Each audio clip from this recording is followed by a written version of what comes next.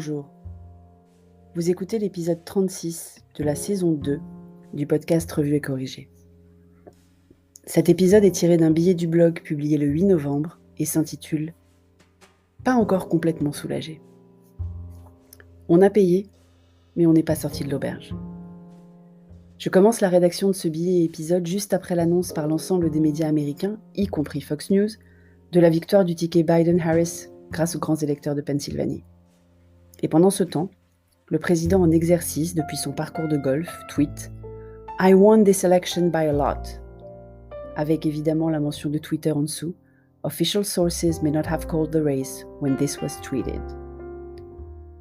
Bien sûr, les diverses déclarations d'officiels républicains démentant les propos du président sur l'illégalité des votes aident. Mais les faits alternatifs, comme le président les a appelés, ont la peau dure. Et les True Believers sont en train de s'organiser pour répondre de l'affront à leur gourou. Parce qu'on n'est pas dans le rationnel, mais alors pas du tout. Les images des supporters hardcore autour des endroits de dépouillement, les tweets de l'équipe de campagne tous flagués par Twitter, ils auront au moins appris à modérer pour l'occasion, ou les propos des avocats, Giuliani en tête, ne présagent rien de bon pour la suite. Parce que c'est pas fini. Les recours juridiques ont démarré dès la nuit de l'élection et vont sans doute s'intensifier. Avec le suffrage indirect, chaque État compte. Donc attaquer dans plusieurs permet de réduire le risque ou augmenter les chances. La vraie victoire n'est donc pas pour tout de suite. Les États-Unis sont quand même fascinants. Pour un pays qui se veut l'inventeur et le premier représentant de la démocratie, on leur apprend pas la Grèce antique à l'école. Enfin si, mais ça dépend des États. Enfin pas partout. Bref, vous m'avez comprise. Pour un pays qui se veut l'inventeur et le premier représentant de la démocratie, il n'existe pas d'organe officiel fédéral qui valide les résultats. Chaque État reste souverain sur le sujet. La seule constante depuis des années a été que le perdant reconnaisse sa victoire dans un discours, après un appel au vainqueur. Classe quoi, propre.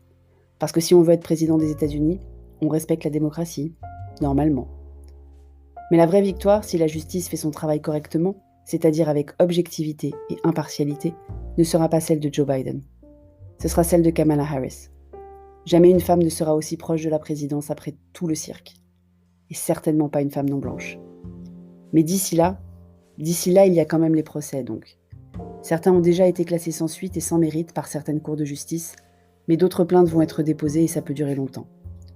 D'ici là, je vais quand même rester en alerte sur les disciples les plus fervents du président en exercice. Parce qu'ils ont acheté beaucoup de fusils et de munitions. Parce qu'ils refusent de renoncer à leur rêve de suprématie. Parce qu'ils sont paranoïaques, irrationnels et dangereux.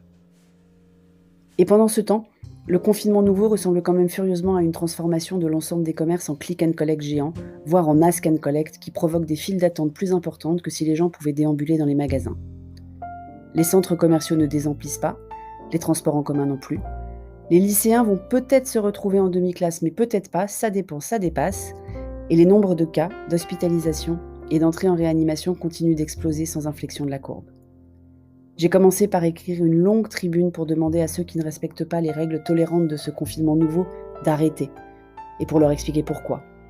Mais je pense qu'ils savent pourquoi il faut qu'ils arrêtent, et qu'ils s'en foutent. Parce que c'est pas compliqué à comprendre, bordel.